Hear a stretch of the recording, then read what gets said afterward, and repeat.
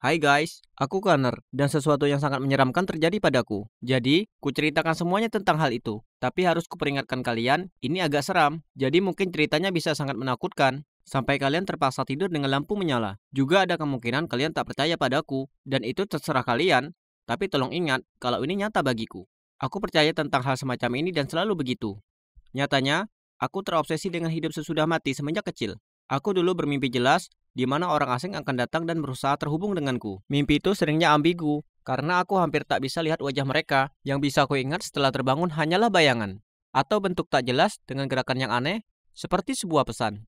Saat kuceritakan pada kedua orang tuaku, ibu menganggap itu cuma omong kosong. Tapi nenek meyakinkanku, mungkin ada roh yang ingin menyampaikan sesuatu padaku. Beliau bilang, jangan khawatir, karena kebanyakan roh tak punya niat mencelakakanku. Terkadang, roh-roh ini akan memberitahuku sesuatu. Pernah satu roh muncul dengan seekor anjing. Lalu sebulan kemudian, ayahku pulang membawa seekor anak anjing. Lalu, aku bermimpi nenek meninggal dunia. Aku nggak berani cerita ke siapapun soal mimpi itu. Aku takut kalau itu jadi kenyataan. Kemudian, kalian tebak. Beberapa bulan kemudian beliau meninggal. Aku jadi takut dengan mimpi-mimpi ini. Dan parahnya lagi, sekarang aku nggak punya nenek untuk bercerita tentang itu. Sebenarnya, seiring bertambahnya usiaku, mimpi tersebut berhenti. Tapi ketertarikanku akan hidup sesudah mati tidak. Aku tahu aku nggak boleh macam-macam dengan hal seperti ini. Karena itu merupakan hal buruk. Nenek selalu mengingatkanku itu. Tapi kemudian aku mulai berkencan dengan Jennifer. Dan aku ingin tunjukkan sisi ini padanya.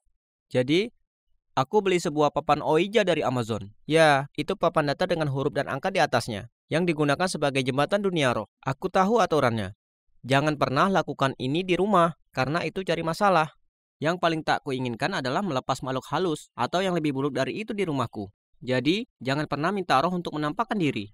Jadi, rencananya adalah menyelinap ke rumah tua yang ada di lingkunganku yang baru saja terjual dan sedang kosong. Kuceritakan pada Jennifer tentang rencanaku. Dia belum pernah lakukan hal semacam ini sebelumnya, dan meski bersikap skeptis, tapi dia juga tertarik. Itulah yang aku suka tentangnya. Dia berani dan berjiwa petualang. Kami bertemu di halaman rumah itu jam 3 pagi, sesuai rencana kami. Dan kami sangat bersemangat saat berusaha membobol rumah itu. Ya, aku tahu, itu kedengarannya buruk.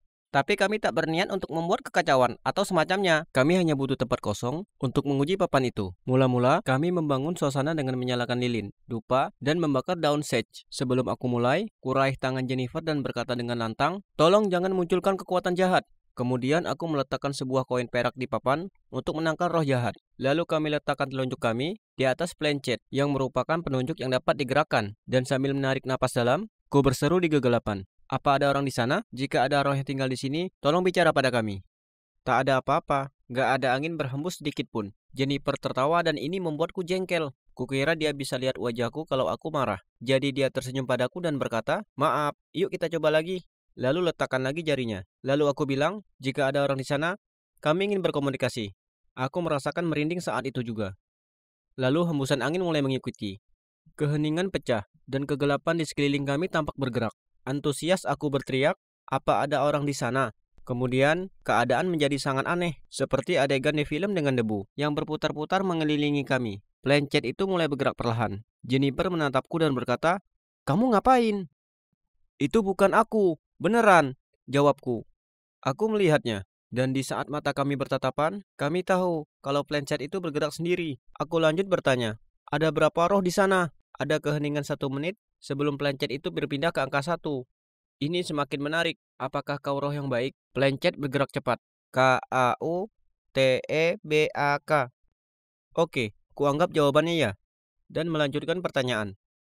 Boleh aku tahu namamu? Dan jawabannya Samadenganya. Di saat ini aku bisa lihat Jennifer panik. Ini cukup menyeramkan karena aku nggak menyebutkan namanya bahkan sekalipun. Kukatakan, jika kamu memang di sini, buktikan. Jennifer melompat berdiri. Hei, kita sudah janji tak akan pernah memintanya untuk memperlihatkan wujudnya. Tiba-tiba, hembusan angin datang, entah dari mana dan mematikan salah satu lilin. Jennifer berteriak padaku untuk menghentikan ini sekarang.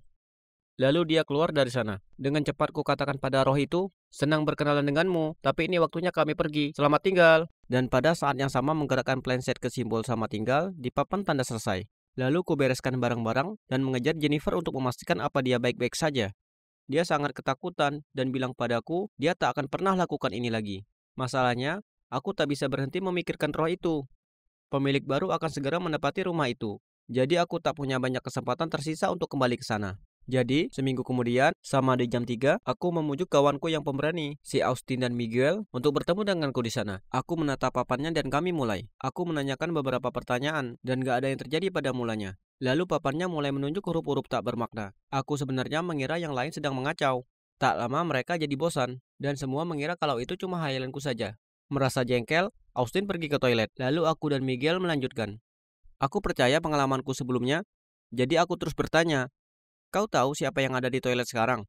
Tapi tetap saja papan itu menunjukkan angka sembarangan. Saat Austin kembali, Miguel memberitahu Austin nomor yang kami catat dan bilang kalau kali ini mungkin tak akan berhasil dan kami sebaiknya pergi saja. Wajahnya menjadi pucat. Ternyata nomor tersebut adalah nomor jaminan sosialnya sendiri. Austin mulai menuduh kalau ini adalah settingan. Ku bilang padanya, bukan, aku rasa dia curiga karena dia kembali duduk dan bergabung. Dan kemudian Miguel menanyakan sebuah pertanyaan bodoh. Berapa lama lagi Connor si anak pecundang akan hidup? Aku memandangnya nggak senang dan berkata, sudah ku bilang jangan main-main. Lalu Planchet mulai bergerak. Berhenti di nomor 1, kemudian 0. 10 tahun. Aku cuma punya 10 tahun lagi. Ini mengerikan. Aku terlalu muda untuk mati dalam kurun waktu 10 tahun. Tapi enggak, Planchet itu terus bergerak. Dan yang menakutkan aku melihatnya bergerak antara huruf H, A, R, I. Hentikan ini guys, ini nggak lucu. Aku berteriak ke mereka. Mereka menatapku balik antara kaget dan takut. Oke, aku cukup yakin bukan mereka yang menggerakkannya. Mereka mendesakku untuk mengakhiri permainan dan pulang. Dan minta untuk nggak memainkan permainan ini lagi. Mudah saja untuk mereka bicara. Bukan mereka yang diberitahu kalau akan mati dalam 10 hari. Aku nggak bisa berhenti memikirkan tentang yang akan terjadi. Ini mengerikan. Aku sangat stres, butuh waktu yang lama untuk aku bisa tidur. Kemudian saat aku tertidur, aku mendapat mimpi yang jelas. Aku memimpikan arwah gadis yang berjalan ke sekolah denganku. Dan tiba-tiba, dia mendorongku ke jalan raya. Dan sebuah mobil mendekat. Aku terbangun dengan keringat bercucuran. 3 hari kemudian, aku menyelinap ke rumah itu lagi sendiri. Dan hanya nanya satu pertanyaan. Berapa lama lagi aku hidup? Dan dia menjawab, 7, H, A, R, I. Jadi itu nggak mungkin jawaban asal. Roh itu menghitung hari yang tersisa untukku hidup di dunia. 3 hari kemudian, aku masih tetap tak bisa hentikan diriku sendiri pergi ke sana. Dan dengan pertanyaan yang sama. Dan jawabannya adalah 4. Aku nggak bisa diam saja menunggu mati. Aku harus lakukan sesuatu. Jadi ku ceritakan pada orang tuaku soal itu. Tapi mereka nggak percaya dan membentakku karena main yang aneh malam-malam.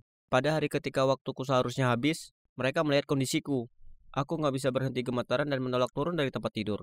Gak mungkin akan ku dekati jalan pada hari ini. Jadi ibuku menelpon ke sekolah dan bilang aku sedang sakit. Lalu ibu tinggal di rumah sehabis kerja dan gak pernah meninggalkanku. Hari itu berjalan sangat lambat, tapi tak ada apapun yang terjadi. Sudah sebulan namanya dan aku masih hidup. Aku dihukum gak boleh keluar rumah karena menyelinap di malam hari dan membuat orang tuaku ketakutan. Saat hukumanku habis, gak mungkin akan aku bawa papan Ouija itu lagi ke rumah-rumah kosong. Nyatanya aku menyimpannya di loteng, dan di sanalah benda itu selamanya. Jadi, itulah ceritaku. Kau boleh tentukan sendiri, mau coba atau tidak. Jadi saranku untuk kalian adalah, jangan berurusan dengan hal semacam ini, karena jelas tak sepadan.